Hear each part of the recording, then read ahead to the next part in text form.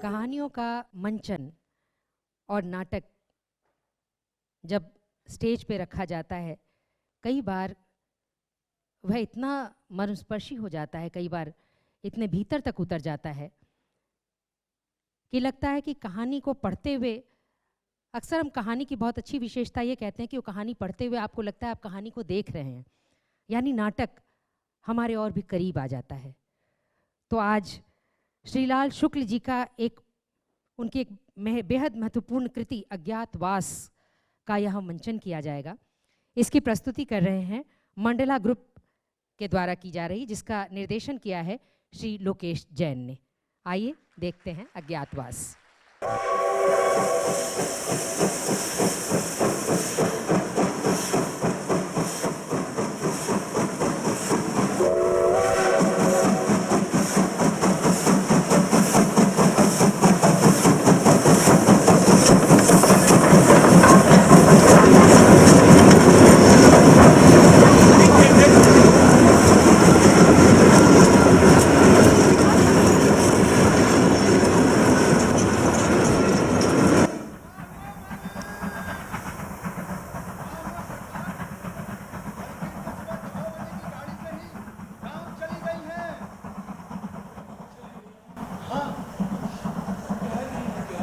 कुछ ना कहा मालिक, अटैची उठाया, विसनमा को साथ लिया और चली गई।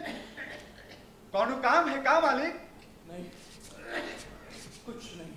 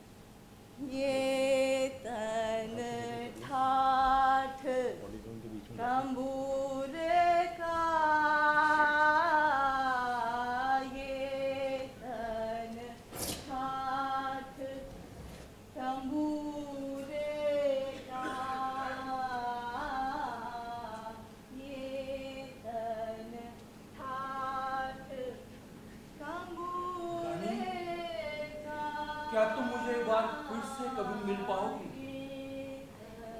क्या मैं बीते हुए वक्त को फिर से अपनी बाहों में समेट पाऊंगा?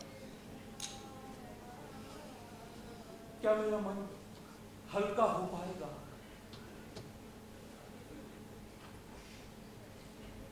क्या मैं प्रायश्चित कर पाऊंगा? पापा, पापा, आज शिकार नहीं होगा क्या? और देखिए अभी तक आपने कपड़े भी नहीं बदले। नहीं प्रभात, चिड़िया मारने का मन नहीं करता, और वैसे भी गंगाधरन कंपनी आने ही वाली है। तो उनके लिए 2-1 काजे ना मारिएगा। नहीं प्रभाव, शिकार से मन ऊब सा गया है। क्या पापा, आप इस तरह?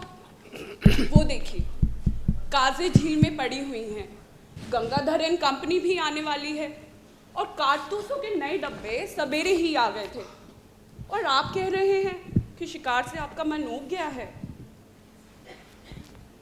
माँ होती तो तब भी आप उदास होते क्या? अरे नहीं प्रभा, ऐसा कुछ भी नहीं है। अच्छा तुम ये बताओ, तुमने गांव वालों को खबर कर दिया था ना? वो समय से तो पहुंच जाएंगे। हाँ पापा, मैंने ओवरसीयर से बोल दिया था, वो लोग शाम तक आ जाएंगे। भाई ये अच्छा है, वो गीत गाएंगे, मैं सुनूंगा और तुम लिखते रहना। Really पापा, these ग्राम गीत are so melodious, it is so amazing. These rustic voices are beyond lyrics. सच प्रभा, तुम्हें ग्राम गीत कितने पसंद हैं। तुम्हारे MA इन इंग्लिश लिटरेचर होने के बावजूद I am so proud of you बेटा। अरे पापा, ये लिटरेट पढ़े लिखे लोग ना सिर्फ दिमागी खुरापात से कविता लिख सकते हैं, पर इन्हें कभी गा नहीं सकते। अरे मैं तो भूल गई थी, मुझे पता करना था कि ओवरसीयर ने उन्हें खबर दी है या सुनो नहीं। सुनो सुनो, लेकिन ये बात कभी को मत कह देना, वरना तुम्हारे लोकगीतों के खिलाफ भी कोई कविता लिख डालेगा। पर चाहे कुछ भी कहो, इन लोकगीतों में कुछ तो बात है।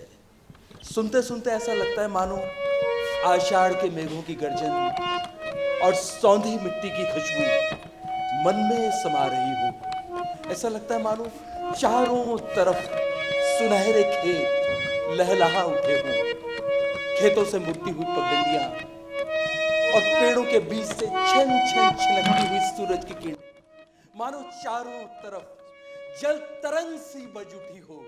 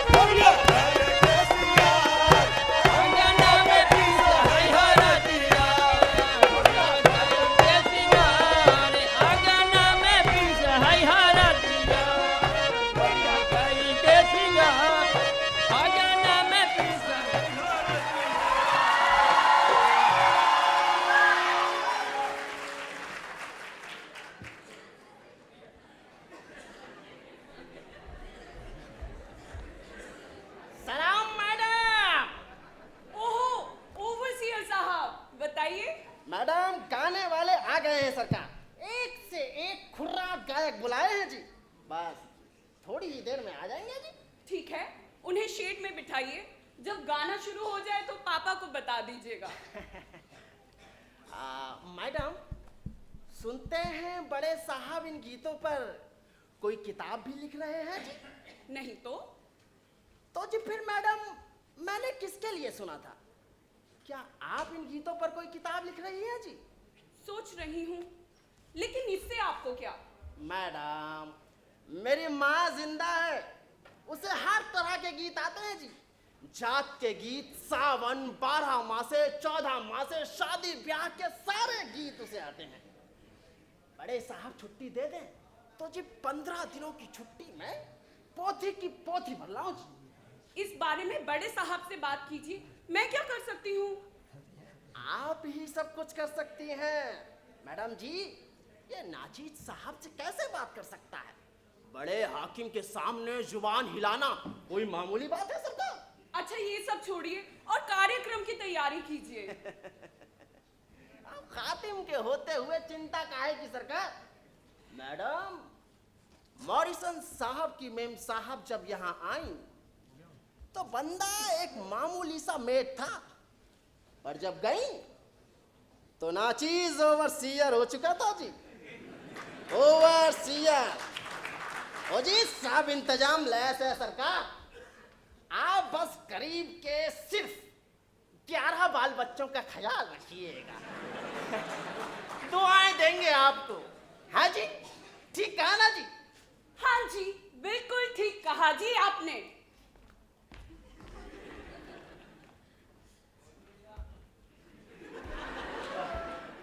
हाँ जी, ठीक कहा ना जी?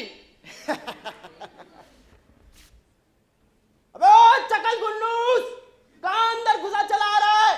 बाहर बैठ। अपनी जात भूल गया क्या साले सूदिया? चल बाहर निकल।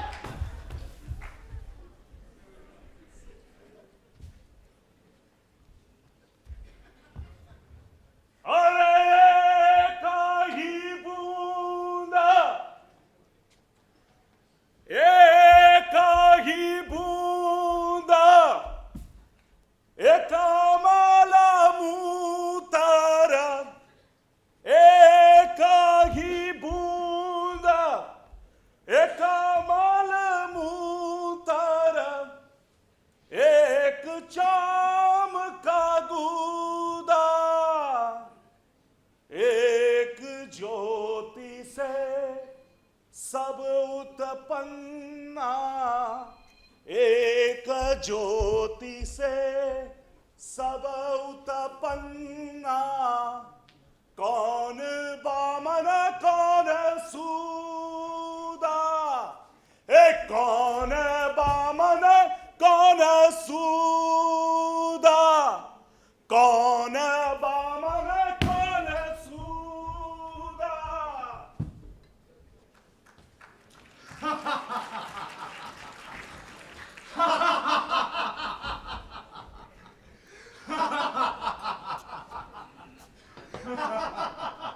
लगता है आ गई गंगाधर एंड कंपनी। ये जरूर अपना प्रोफेसर विनायक होगा, संस्कृत का फिलोसफर, बात बात में संस्कृत के श्लोक ठोकने वाला। ऐसी हंसी वही हंस सकता है। Hello old man. Hello young man. मुझसे 1 महीना बड़ा है, लेकिन मुझको ओल्ड मैन कहता है। Age just a number Rajni. How funny. बाकी सब लोग कहाँ हैं? गंगाधर का नाम लिया, गंगाधर हाजिर है। गंगाधर, गंगाधर, वेलकम गंगाधर। सफर कैसा रहा? First class. 23 मील ट्रेन से यहाँ तक आने में ऐसा लगा कि जैसे 23 घंटे लगेंगे, और स्टेशन से यहाँ तक 7 मील का सफर 7 सेकंड में पूरा हो गया। और घोषाल कहाँ रह गया? मैंने कहा घोषाल कहाँ रह घोषाल गया? किसी जरूरी काम में फंस गया है, आता ही होगा। दोस्तों, जिंदगी की काय काय कभी खत्म नहीं होगी, इसलिए बेहतर है कि बोतल खोल दी जाए।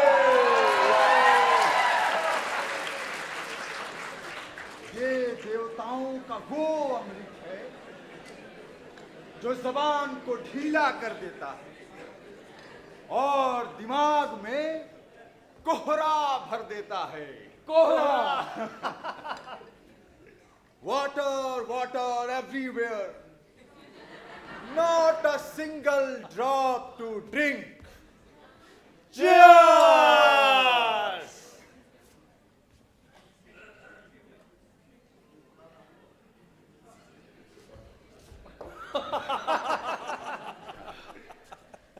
सर्वा कनक धारा भी प्लाविस्तास्ति वसुंधरा, दारिद्र्य यच्छत्र सच्छन्ने न हयान्ति विंदवा। विंदवा। वाह, क्या मतलब? मतलब ये कि मैंने किसी किताब में पढ़ा था कि इस इलाके में काजी, तीत और बटेर सब थोक के भाव में पाए जाते हैं। मैं कुछ समझा नहीं विनायक। आर के तुम्हें ये कंजूसी सूझी कैसे? कुछ नहीं तो तुम चीज के 2-4 डब्बे ही मंगा सकते थे। बिल्कुल। विनायक, साथ साथ खाना और पीना जंगली आदतें हैं, इसे छोड़ो। भाई जब खाना हो तो खाओ और जब पीना हो तो सिर्फ पियो। ये बचपन में ही सिखा दिया जाता है। Do one thing at a time. भाई अपना तो यही सिद्धांत है। सिद्धांत? पापा सिद्धांतों की बातें करते हैं। क्या आदतों को ही सिद्धांत मान लिया गया है? पर कभी कभी इनके रहन सहन और सिद्धांतों में इतना फर्क क्यों दिखाई देता है? ये लोग जब भी मिलते हैं तो पीने ही क्यों लगते हैं? इतने गहरे दोस्त हैं, फिर भी एक दूसरे की मन की बात क्यों नहीं समझ पाते? झूठ और दिखावे का आवरण क्यों ओढ़े हैं? पर पापा को यूं हंसता बोलता देख मेरे मन में ये बीमारों से ख्याल क्यों आ रहे हैं? पर इसमें पापा का क्या कसूर है?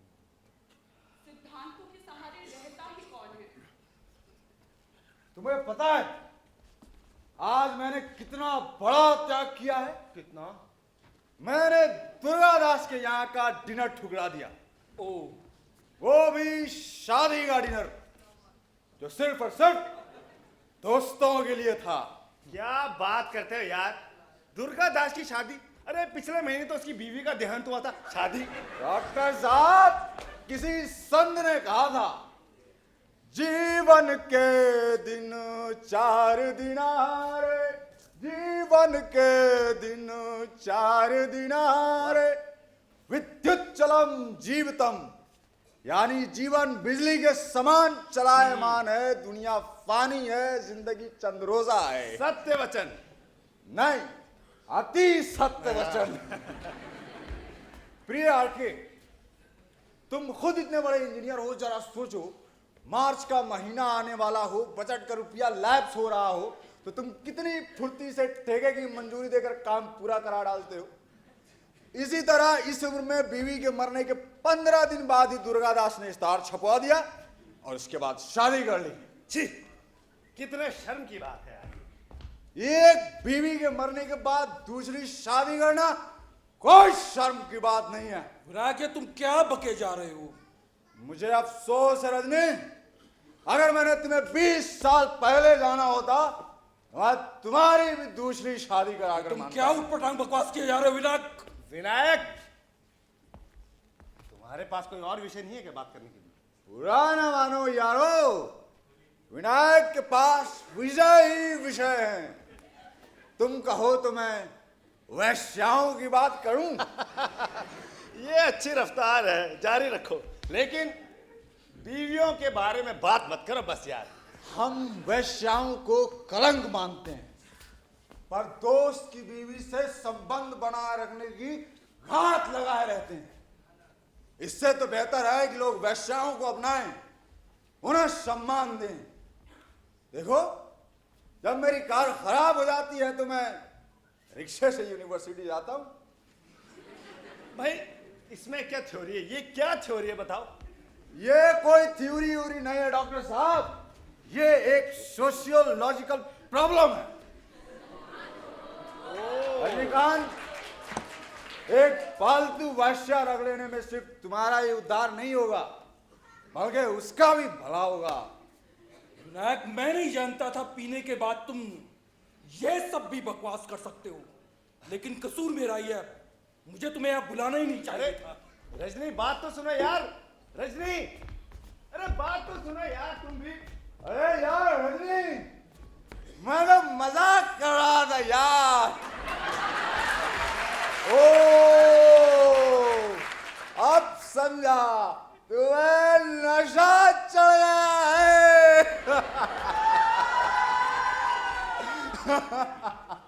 Hello Vinayak uncle, hello Prabha. आप गाना सुनने आ रहे हैं ना? नहीं, ये गाने मुझे बिल्कुल पसंद नहीं है। इन गानों को सुनने से बेहतर है कि इंसान सो जाए। और तुम्हारे बाप का ये लोकगीत प्रेम बनावटी है, कोड़ा पाखंड है। ये आदमी ऊपर से लेकर नीचे तक बनावटी और पाखंडी है। तुम क्यों इसके राह पर चलकर अपनी जिंदगी बर्बाद कर रही हो प्रभा? आप मेरे पापा की बेइज्जती कर रहे हैं। बेइज्जती? तुम्हारे बाप की बेइज्जती कर ही कौन सकता है? उसकी रम अभी तक मेरे पेड़ में उबल रही है। ग्राम की लोकगीत, लोक प्रेम। तुम्हारी मां भी तो गांव की थी। तुम्हारे बाप ने उसके साथ क्या किया? क्या किया माँ के साथ?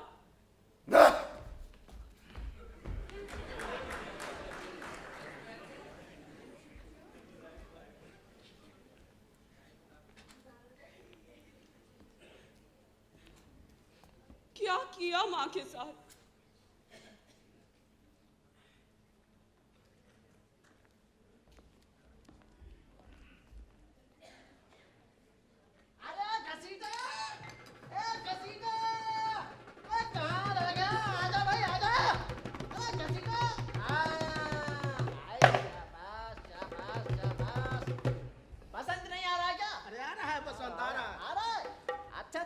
सुना दो बढ़िया सा, साहब लोगों के कान में आवाज तो जाए। किसको बुलाया है? केहू न काम आई तब राम काम आई। केहू न काम आई तब राम काम आई। मुँह फेर ली सवेता, मुँह फेर ली सवेता, आपन मुँहे बनई है। केहू न काम आई तब राम काम आई। चुप! क्या राम राम राम राम लगा रखा है? राम के नाम पे तो वैसे ही धड़ाम धड़ाम हो रही है, और तुम यहाँ भी राम राम लगा रहे हो। अबे अंदर साहब लोग रम रम कर रहे हैं और तुम यहाँ राम राम कर रहे हो। कुछ ऐसा गाओ जिसमें तड़क हो, भड़क हो, पांव चिरकने को और कमर मटकने को मजबूर हो जाए। नई दुल्हनिया वाला सुना दी का? हाँ सुनो।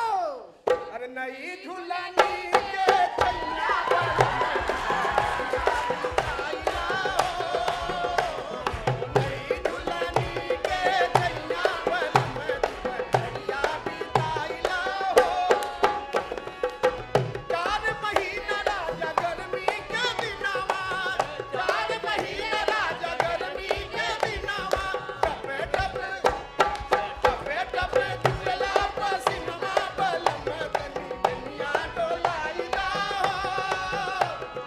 टपे टपे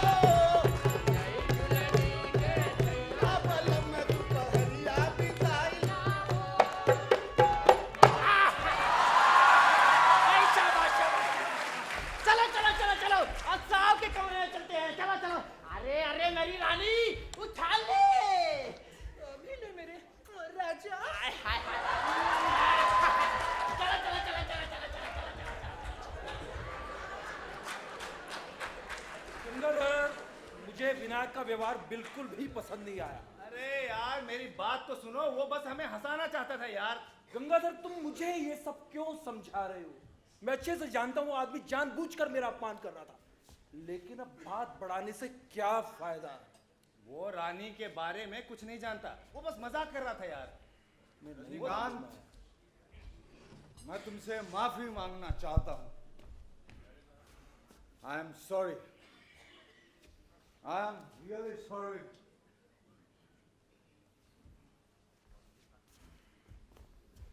मुझे माफ करो दोस्तों। चलो आओ। आज के बाद मैं बीवियों और वैश्याओं का मिश्रण कभी नहीं करूंगा। दावा, मेरे बाप की दावा। राय राजू। रानी, माँ, विनायक अंकल मेरी माँ को कैसे जानते हैं? गंगाधर अंकल क्या कह रहे थे? क्या बात है जो मुझे पता नहीं? पापा क्यों इस तरह के लोगों के साथ उठते बैठते हैं जो मेरे मन में विष फैलाते हैं? पर पापा आज सुबह से ही इतने उदास क्यों हैं?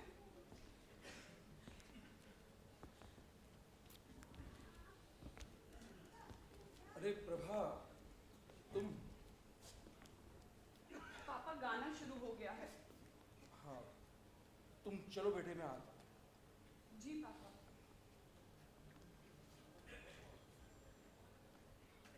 पापा, मुझे माँ की याद आ रही है। मुझे उनका चेहरा तक याद नहीं। वो मेरे लिए सिर्फ अंधेरा है।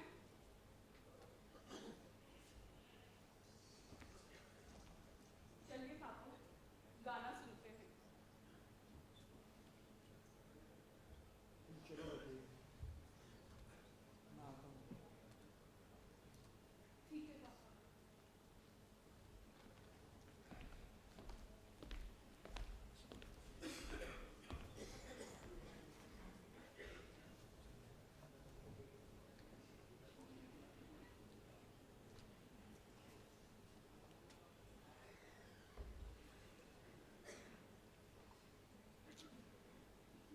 ये कैसी खुशबू है? कैसा एहसास है? ऐसा लगा जैसे कोई छू गया।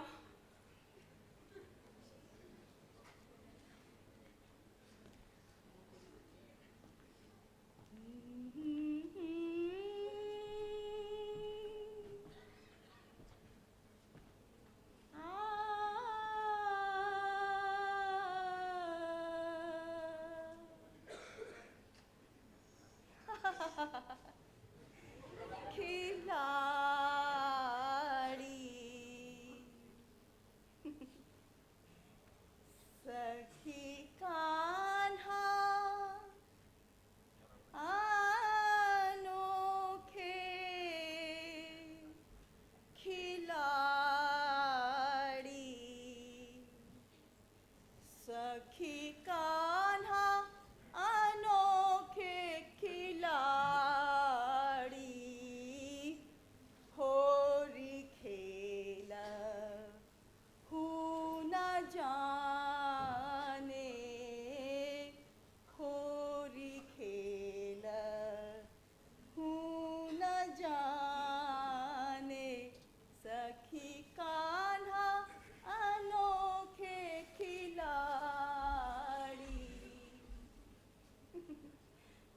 तुम वहां अकेले क्यों खड़े हो? रानी, हाँ, इधर आओ, उधर देखो, तब तुम्हें पता चलेगा मैं यहाँ अकेला क्यों खड़ा हूं। ना बाबा ना, लोग देखेंगे तो क्या कहेंगे? भला मैं वहां कैसे आ सकती हूँ?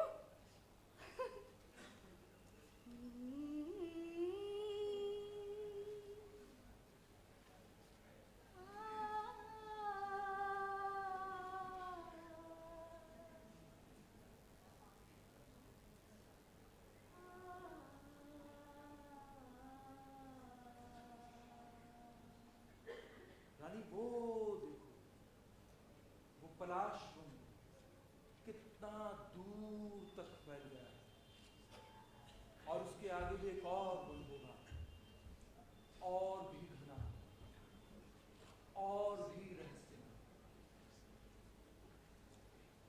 सुनो, मैं कल सुबह यहां से जा रहा हूं, और मेरा ये हरा भरा संसार कुछ दिनों के लिए यहीं पीछे छूट जाए। हाँ, तुम्हारा ये पलाश वन पीछे छूट जाएगा, मगर क्या कभी ये भी सोचा है इन सब के पीछे कोई और भी छूट जाएगा?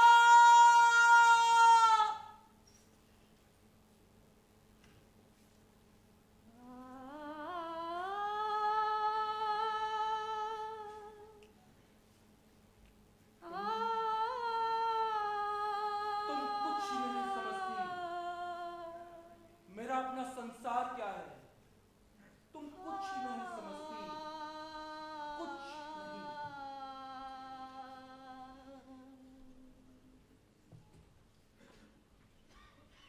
अरे हमरी गुलाबी चुनरिया ओ मोरे लागी नजरिया, हमरी गुलाबी चुनरिया ओ मोरे लागे नजरिया, हमरी ठीक है, लय से गाबो। क्या कर रहे हो? सुरताल ठीक कर लो, साहब लोग आने वाले हैं। अरे ओवरसियर साहब, हाँ जी, हमरे चाचा लोगन के लिए एगो सिगरेट तो मंगवाई दीजिए ना। सिगरेट? ओवरसियर साहब सिगरेट ना तो बीड़ी एगो मंगवा दी ना। बीड़ी? हाँ, बीड़ी ना तो खैनी मंगवा दी। खैनी? हाँ, क्या बे घसीटे, बाप का नाम सागपात, बेटा तीरंदाज, घर में नहीं दाने, अम्मा चली सुट्टा सुलगाने।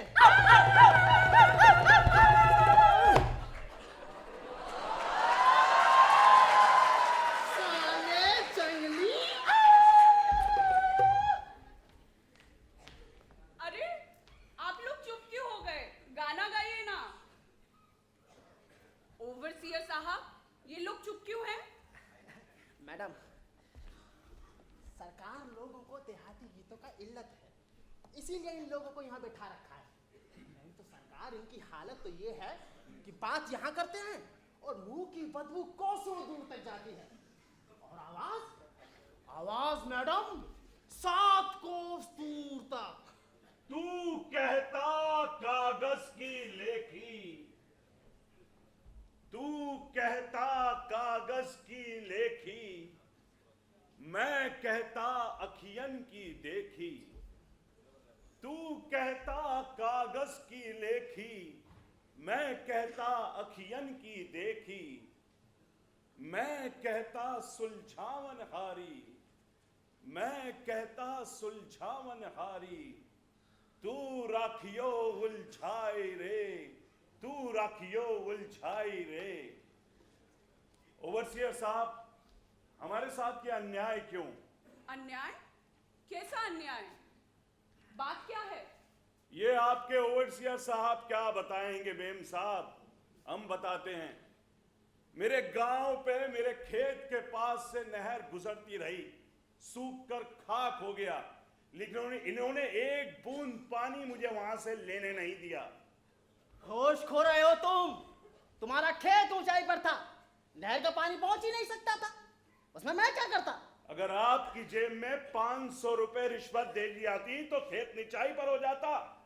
अरे मुझसे भी ज्यादा ऊंचाई पर ऊंची जाति वाले जमींदारों के खेत हैं, तब नहर का पानी आराम से पहुंच जाता है, नहर निचाई पे हो जाती है। ज्यादा चू चपड़ मत कर, और ये जहालत भगाने की कोई जरूरत नहीं है। चुपचाप अपना गाना गा, बख्शीश पकड़ और दफा हो जाए यहाँ से। ठीक कहते हैं साहब, दफा हो जा। अरे हम तो जाहिल हैं, गवार हैं, इसलिए जब चाहे आप हमें दुत्कार सकते हैं और जब चाहे हमें पुचकार सकते हैं। मैडम, आप बाबू लोगों को यह गाना हमारा लोकगीत बहुत अच्छा लगता है, पर जरा ये बताइए, क्या आपने कभी जेठ की तपन में ईख के खेत को झुलसते हुए देखा है? पसीने की बूंदें और आंसुओं के साथ खेत सींचे जाते हैं। मिट्टी कांधे पर हल ले जाता किसान सबको भाता है। जय किसान के नारे सबको लुभाते हैं। लेकिन कभी आपने उन पे हल पे गीत गाए जाते हैं, लेकिन कभी आपने उन किसानों को देखा है कि उनकी क्या हालत हो रही है? मैडम, जिस अमवा की डारी पर झूले झूला करते थे, आज उसी अमवा की डारी पर किसानों की फांसियां झूल रही हैं। और आपको इससे क्या? हजारों की तादाद में मजदूर गांव छोड़ छोड़कर शहर जा रहे हैं। उसके पीछे उसकी मेहरारू उसे याद कर विदेसिया गाती है और आप सब बाबू लोग उस पर तालियां पीटते हैं, तालियां। लेकिन आप उसके दुख दर्द और परेशानी को समझने की कोशिश नहीं करते। अरे जिन बच्चों के लिए लोरियां और बधाइयां गाई जाती हैं, वो आपके दिल में करुणा और प्यार का सागर भर देती हैं। आप चलिए मेरी बस्ती में, मैं आपको दिखाता हूं वहां पर जिन माओं के कंठ ने ये लोरियां रची, आज उनकी छातियों का दूध तक सूख चुका है।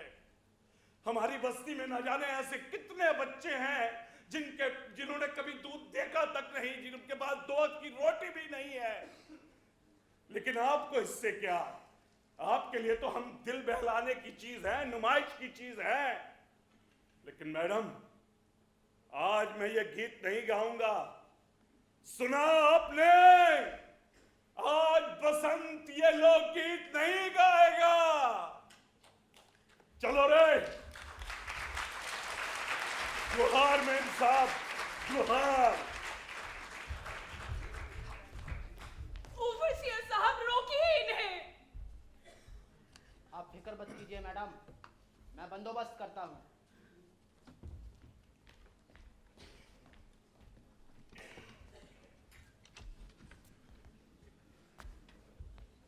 मैं बंदोबस्त करता हूं।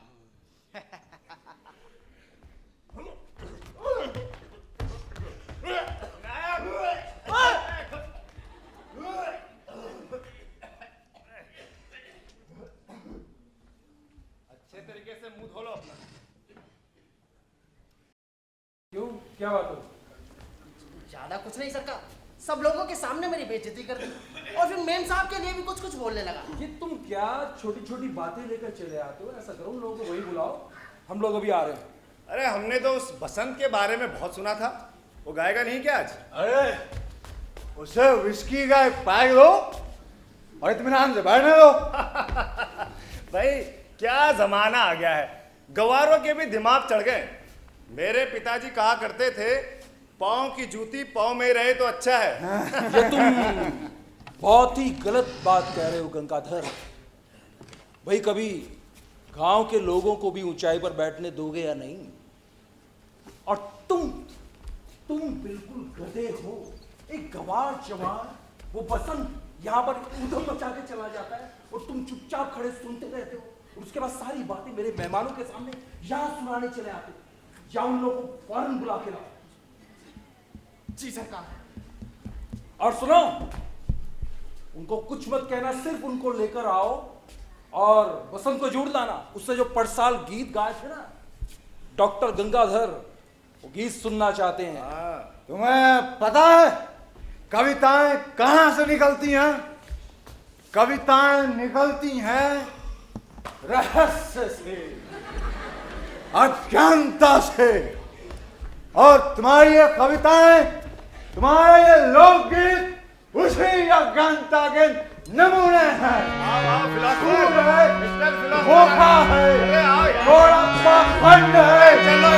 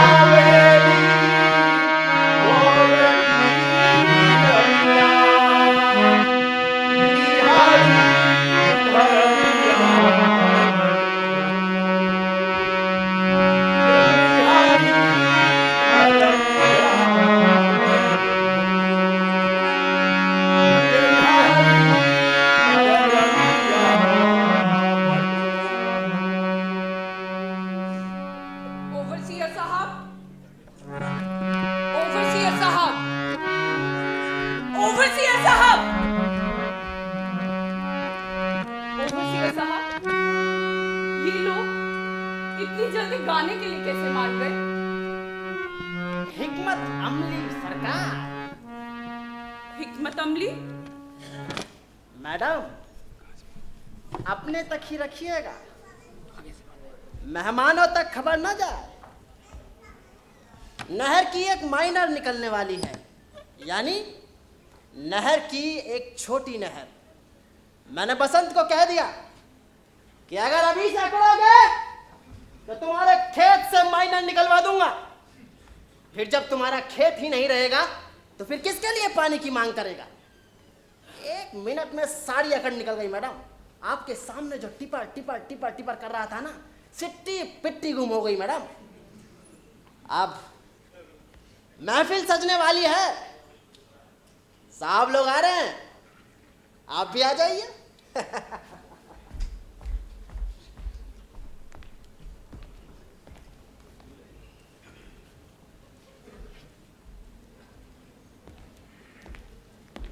पापा, ये हिकमत अमली क्या होता है? मगर तुम ये सवाल क्यों पूछो? इसलिए क्योंकि मैं जानना चाहती हूँ, सीखना चाहती हूँ। हिकमत अमली ऐसी क्या चीज है जो रोते हुए शख्स को गाना गाना सिखा देती है? देखो प्रभा, मुझे गलत मत समझना। मैंने बसंत को सिर्फ समझाने बुझाने के लिए कहा था, डराने धमकाने के लिए नहीं। लेकिन किसी को इस तरह मजबूर करके गाना गवाना, उसकी मजबूरी, उसकी गरीबी का फायदा उठाना नहीं है क्या? I am really sorry, Prabha. I'm really sorry for it.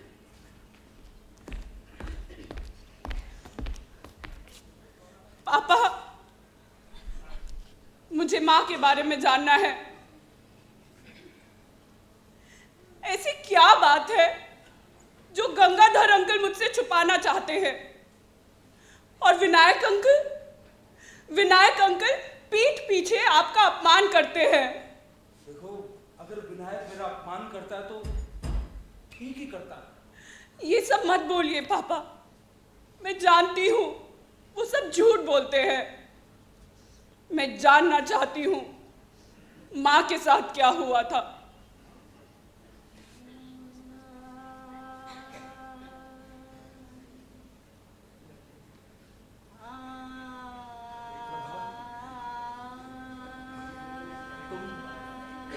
तुम करीबन 2 साल की थी जब तुम्हारी माँ हम दोनों को अकेला छोड़कर इस दुनिया से चल बसी।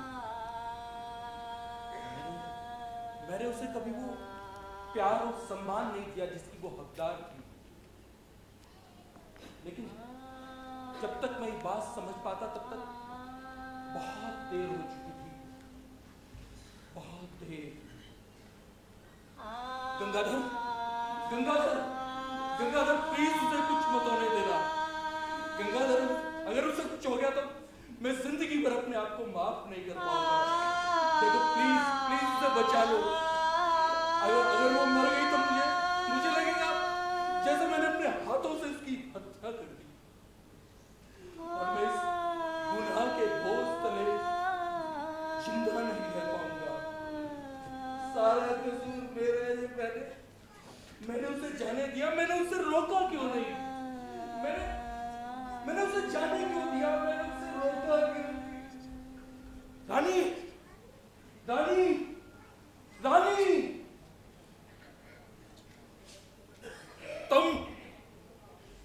तुम क्यों आई हो यहाँ पर? किसने बुलाया तुम्हें आने के लिए? तुम वहां चुपचाप पढ़ ही नहीं रह सकती थी? किसके कहने पर आई हो यहाँ? जाओ, दबाओ, जाओ यहां से। तुम ही बताओ, तुम्हारे होते हुए मैं अपने माँ बाप के घर कैसे रहूं? मेरे होते हुए मैं तुम्हारा हुई कौन? चुपचाप अपने माँ बाप के घर पड़े नहीं रह सकती थी?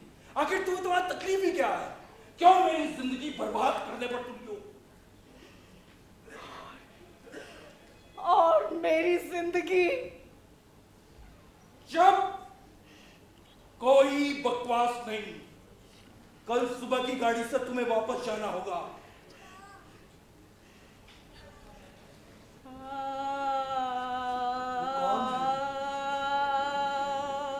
कहाँ है? कैसी है? मेरी कल्पनाओं की मेरे ख्वाबों और ख्यालों से बनती एक कंप्लीट और आइडल वुमन जो मुझे प्यार करना जानती है, जो मुझे समझती है, जो मेरी थकान उतार सके। तुम फिर आ गई यहां पर। Oh really? बताओ तुम्हें मैं क्यों आई हूं यहाँ पर? आई एम रियली सॉरी रानी, मैंने तुम्हें पहचाना नहीं। मुझे माफ कर दो। मैं जानवर हूं, मैं बिल्कुल जानवर हूं। ओह, what a grown up baby. मुझको पहचानता भी नहीं। क्लब में ताश के पत्तों पर लड़ता है, घर आए मेहमान से झगड़ता है और फिर माफी मांगता है। पूछता है क्यों आई हो तुम यहाँ पर? आंसू पोंछ लो। Wipe up your drunken tears, baby. ये है सीता, मेरी चिरपत्नी, मेरी संगिनी, और वो मेरी मौलिक पत्नी है, बेसिक वाइफ। जनाब, अच्छा ही हुआ कि सीता दत्त का ट्रांसफर पहले ही हो गया। सीता के बारे में कोई मजाक नहीं। मजाक? कैसा मजाक? वो तो तुम थे जो उसके साथ इतने दिनों से मजाक कर रहे थे। काफी कुछ जानते हो तुम। हेलो बेबी, सुना है श्रीमती रजनीकांत आजकल यहाँ पे है। ओह, तो एक श्रीमती रजनीकांत भी है। यू नो, चिड़िया मेरे कान में आके फुसफुसा गई है कि श्रीमती रजनीकांत के वनवास की अवधि खत्म हो गई है, कि तुम दोनों में सुलह हो गई है। वाह वाह, बधाइयाँ बधाइयाँ, मेरी हार्दिक शुभकामनाएं। चलो, अंत भला तो सब भला। Don't you even dare. तुम इतने immature, inexperienced adult man child हो, मुझे नहीं पता था। ओ डियर, तो जरा सी जिंदगी में सब कुछ हो गया। शादी, सेपरेशन और फिर मिला। कितना कुछ झेलना पड़ा ना तुम्हें। कितने एक्सपीरियंस्ड हो तुम। Good bye baby. वैसे आजकल मैं एक नई रामायण लिख रही हूँ। राम ने सीता को बिना किसी अपराध छोड़ दिया था। मैं वो सीता नहीं हूं डार्लिंग। अपना अपमान करने वाले झूठे राम को मैं कब का छोड़ चुकी हूं, और अब तुम्हें भी छोड़ती हूं। Good bye, take care of yourself baby. ठीक ही किया। वो आज के जमाने की सीता है जो अपना अपमान करने वाले राम को छोड़ चुकी है, और तुम तभी के राम हो जो अपनी पत्नी को बिना किसी वजह के छोड़ चुके थे। सीता, सीता, सीता कभी वापस नहीं आएगी।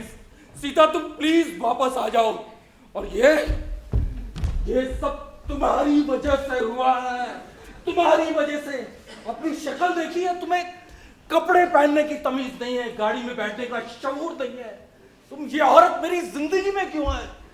तुम कहीं मर क्यों नहीं जाती? क्यों मेरी जिंदगी बर्बाद करने पर तुम हो? भगवान, और सीता प्लीज तुम वापस आ जाओ। मैं इस औरत के साथ नहीं रह सकता। तुम्हारी तबीयत ठीक नहीं है क्या? क्या हुआ है तुम्हें?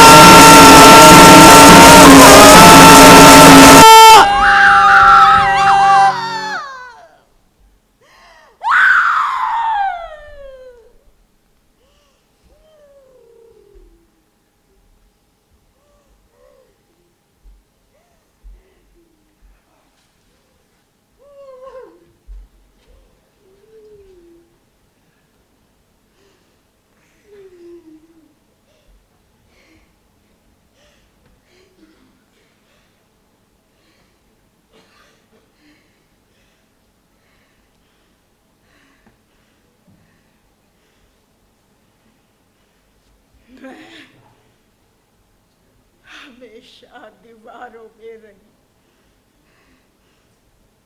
घुटन में।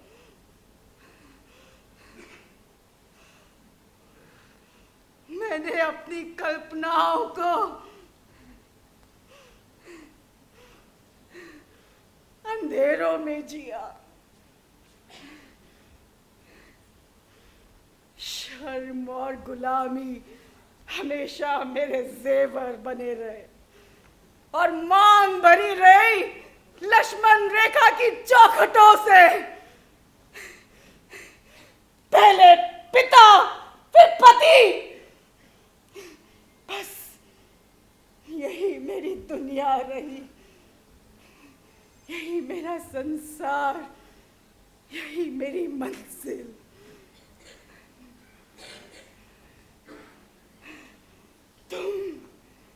तुम पुरुष हो, स्वतंत्र हो, आजाद हो, उन्मुक्त हो।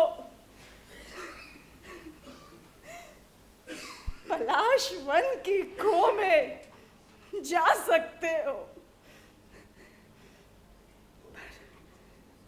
पर मैं कहाँ जाऊं? कहाँ जाऊं मैं? मुझे वो आजादी नहीं, मुझे वो स्वतंत्रता नहीं। कहाँ जाऊं मैं? कहाँ जाऊं?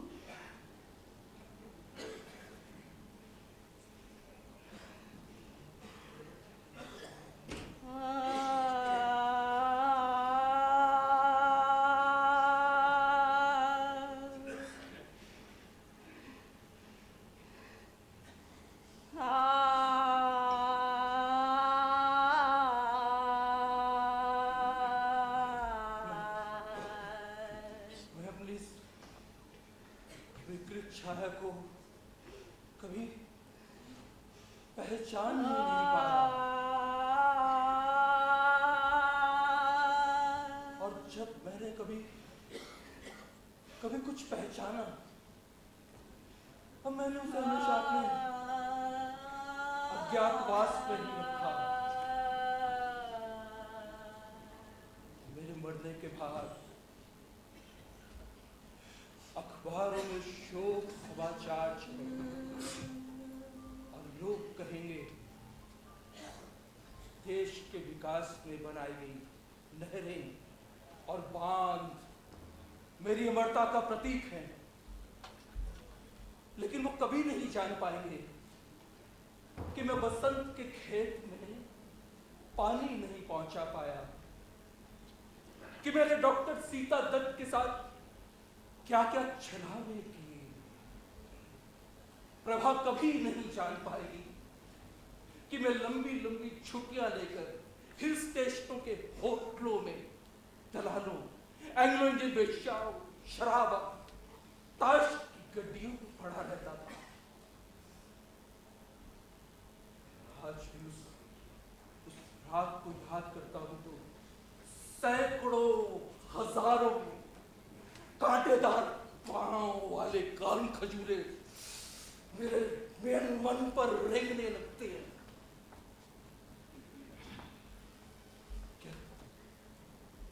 क्या कोई पति भी अपनी पत्नी के साथ बलात्कार कर सकता है?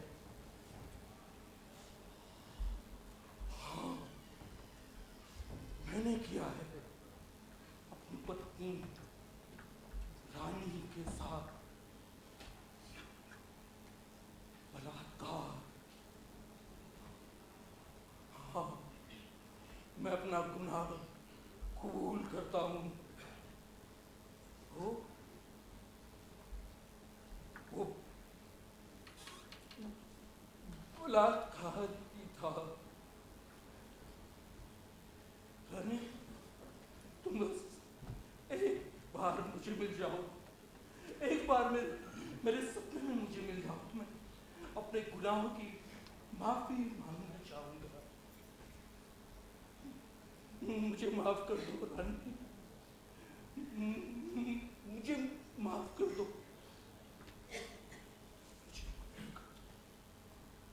वांछित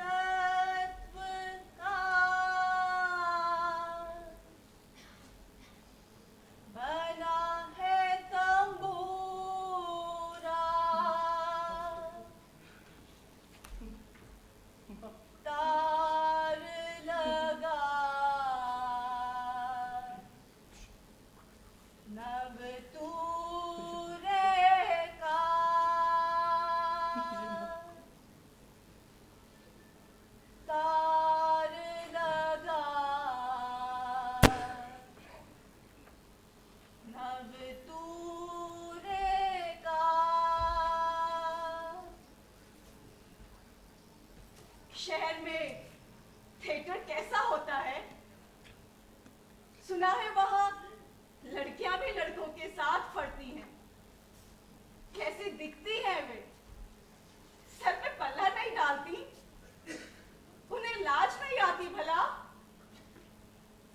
इज्जत तार मरोरत खूंटी, इज्जत तार मरोरत खूंटी। मुझे बैडमिंटन खेलने का मन करता है। तुम सिखाओगे ना मुझे?